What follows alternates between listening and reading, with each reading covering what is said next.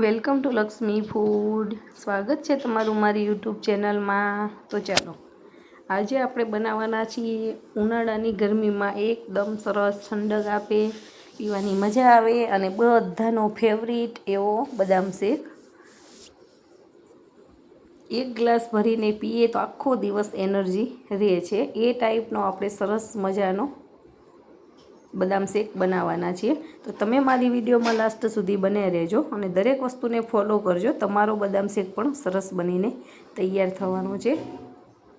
અહીંયા મેં 20થી 30 ગ્રામ જેવી બદામના દાણા લીધેલા છે. એને આપણે પલાળી અને એની છાલ ઉતારી લેવાની છે. એટલે આપણે બદામને 1 કલાક પહેલાં પલાળવાની હોય છે, જેથી કરીને એની છાલ ઉતરી જાય.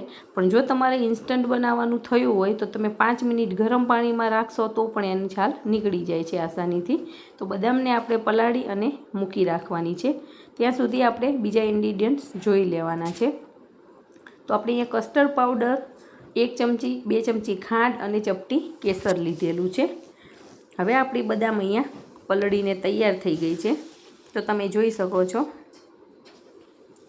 બદામને આવી રીતે છોલીશું તો તરત જ આસાનીથી આની છાલ નીકળી જાય છે. હવે બદામ, કસ્ટર્ડ પાવડર, ખાંડ, બદામની આવી રીતે સ્લાઈસ કરેલી છે ગાર્નિશિંગ કરવા માટે, અને બદામનો અધકચરો થોડોક ભૂકો કરીને લીધેલો છે. કેસર અને 500 ml દૂધ લીધેલું છે.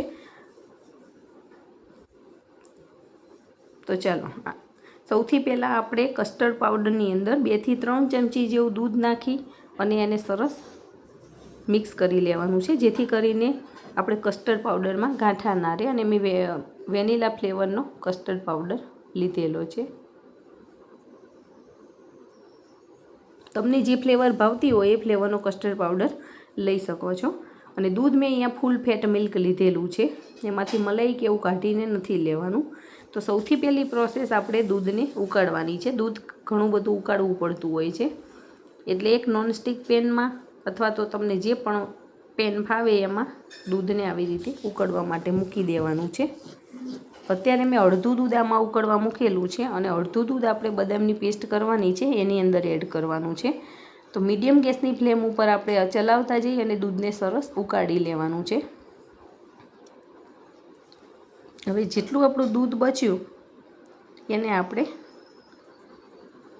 બદામની પેસ્ટ કરવા માટે ઉપયોગ કરીશું. પણ એ પહેલાં આપણે બધી જ બદામના આવી રીતે છાલ કાઢી લેવાની છે. એકદમ આસાનીથી નીકળી જાય છે, તમે જોઈ શકો છો. તો બધી જ બદામ આવી રીતે આપણે તૈયાર કરી અને લઈ લીધેલી છે. જો તમારે એકદમ ઘટ બનાવવું હોય તો તમે હજી વધારે બદામ પણ ઉપયોગમાં લઈ શકો છો, પણ આ રહ્યું એનું પરફેક્ટ માપ છે. આટલી લેશો તો પણ સરસ ટેસ્ટ આવશે. હવે એક મિક્સર જારની અંદર આપણે બદામના ટુકડા એડ કરી દેવાના છે અને એની અંદર આપણે જે કેસર લીધેલું હતું એ એડ કરી દઈશું. તમે ગરમ દૂધમાં કેસર નાખીને રાખો તો પણ ચાલે છે, પણ હું અહીંયા પીસવાની સાથે જ લઈ લઉં છું, જેથી કરીને એનો કલર પણ સરસ બેસી જશે. હવે આપણે થોડુંક આની અંદર દૂધ નાખી અને સરસ મિક્સરને ચાલુ બંધ કરી અને આની પેસ્ટ બનાવી લેવાની છે. તો તમે જોઈ શકો છો એકદમ સરસ બદામ આપણી પીસાઈ ગઈ છે અને દૂધ પણ આપણું એક સાઈડે ઉકળવા માંડ્યું છે. તમે જોઈ શકો છો આના ઉભરા પણ આવી ગયા છે અને મલાઈ પણ ઉપરથી છૂટી પડવા માંડી છે. હવે આપણે જે બદામની પેસ્ટ બનાવેલી છે એ આની અંદર દૂધમાં એડ કરી લેવાની છે અને સતત ચલાવતું જવાનું છે, જેથી કરીને બદામ આપણી તળિયે ચોંટી ના જાય. તો તમે જોઈ શકો છો એનો કલર પણ થોડોક દૂધનો ચેન્જ થઈ ગયો અને દૂધ પણ આપણું ઘટ લાગવા માંડ્યું છે. હવે બદામ આપણી અંદર પાકી જાય ત્યાં સુધી આપણે દૂધને સરસ ઉકાળવાનું છે. જો તમે મારી વિડીયોમાં નવા હોય તો ચેનલને સબસ્ક્રાઈબ કરજો અને બેલ આઇકોન ચોક્કસથી પ્રેસ કરજો, જેથી કરીને આવનાર તમામ નવી રેસીપીના વિડીયો ફટાફટ તમારી સુધી પહોંચી જાય. અને જો તમને મારો આ વિડીયો પસંદ આવે તો વિડીયોને લાઈક કરજો અને તમારા ગ્રુપમાં ચોક્કસથી શેર કરજો. તો તમે જોઈ શકો છો દૂધ આપણું ઘણું બધું ઉકળી ગયું છે અને એમાં કેસરનો કલર પણ સરસ આવી ગયેલો છે. હવે આપણે બદામની જે થોડી કતરણ કરી રાખી હતી એ એડ કરી લેવાની છે અને આપણે અહીંયા 2 ચમચી ખાંડ લીધેલી છે. જો તમારે વધારે ગળ્યું પસંદ હોય તો હજી તમે 1 ચમચી ખાંડ વધારે એડ કરી શકો છો, અને ઓછી પસંદ હોય તો થોડીક ઓછી પણ કરી શકો છો. પણ મેં જે આ માપ લીધું છે એકદમ પરફેક્ટ માપ છે, નથી ગળ્યું બને કે નહીં મોડું બને. તમે તમારા ટેસ્ટ પ્રમાણે પ્લસ માઇનસ કરી શકો છો. તો હવે ખાંડને પણ ઓગળવા દેવાની છે. ખાંડ ઓગળશે એટલે થોડુંક એનું પાણી થશે, એ પાણી બળી જાય ત્યાં સુધી આપણે દૂધને ઉકાળી લેવાનું છે. અને ખાંડ નાખ્યા પછી હવે આની અંદર આપણે કસ્ટર્ડ પાવડર એડ કરવાનું છે. તો કસ્ટર્ડ પાવડરને દૂધમાં નાખીને પલાળી રાખેલો છે, એટલે એકમાં ગાંઠા પણ નહીં રહે. અને જો તમને એવો કંઈ ડાઉટ લાગતો હોય ગાંઠા જેવો તો તમે એને ગળીને પણ લઈ શકો છો.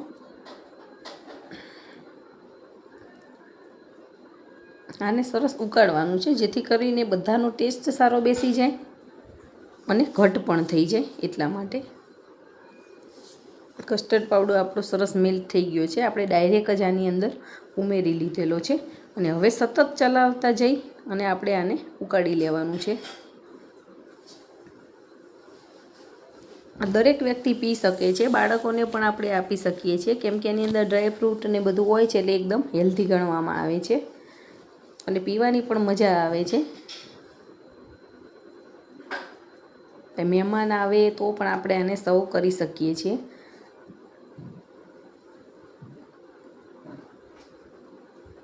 તો તમે જોઈ શકો છો એકદમ સરસ કલર આનો આવેલો છે.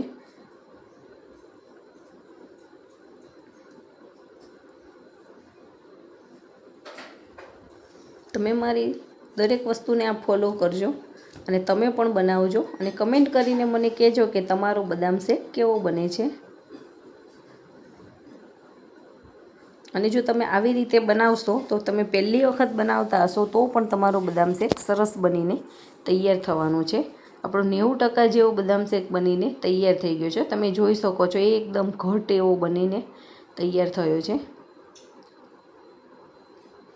હજી તમારે આને થોડોક પાતળો રાખવો હોય તો તમે કસ્ટર્ડ પાવડર થોડોક ઓછો નાખી શકો છો, પણ આ માપ છે એ પરફેક્ટ છે.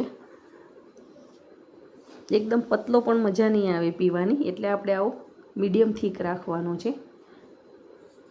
જેને એકદમ સરસ કલર પણ તમે જોઈ શકો છો, અને ઉકળી રહ્યો છે, એની સુગંધ પણ બહુ જ સરસ આવી રહેલી છે.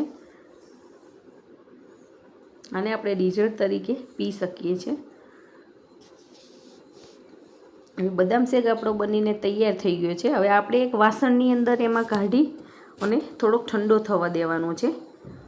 એની ઉપર કાણાવાળી ડીશ ઢાંકી અને આપણે બહાર જ રહેવા દઈશું. અત્યારે ફ્રીજમાં નથી રાખવાનો. એકદમ આપણી બધી જ વરાળ નીકળી જાય અને ઠંડો થઈ જાય બદામ શેક, પછી આપણે ફ્રીજમાં મૂકી લેવાનો છે. તો તમે જોઈ શકો છો એકદમ સરસ ઠંડો થઈ ગયેલો છે. હવે આને આપણે 2 થી 3 કલાક માટે ફ્રીજની અંદર રાખી દઈશું. અને ફ્રીજમાં 2 થી 3 કલાક રાખ્યા પછી તમે જોઈ શકો છો એકદમ સરસ આપણો બદામ શેક બનીને તૈયાર થઈ ગયેલો છે. હવે ઉપરથી બદામની કતરણ કરી અને આપણે સરસ ગાર્નિશ કરી લઈશું. તો જોતાં જ પીવાની મન થઈ જાય એવો બદામ શેક સરસ મજાનો બનીને તૈયાર થઈ ગયો છે. તો તમે પણ આવી રીતે બનાવજો અને એન્જોય કરજો. છે ને એકદમ સરસ. તમે એકવાર બનાવીને પીશો તો વારે વારે તમને બનાવીને પીવાની ઈચ્છા થશે. અને એકદમ હેલ્ધી ટેસ્ટી એવો સરસ મજાનો બદામ શેક રેડી છે.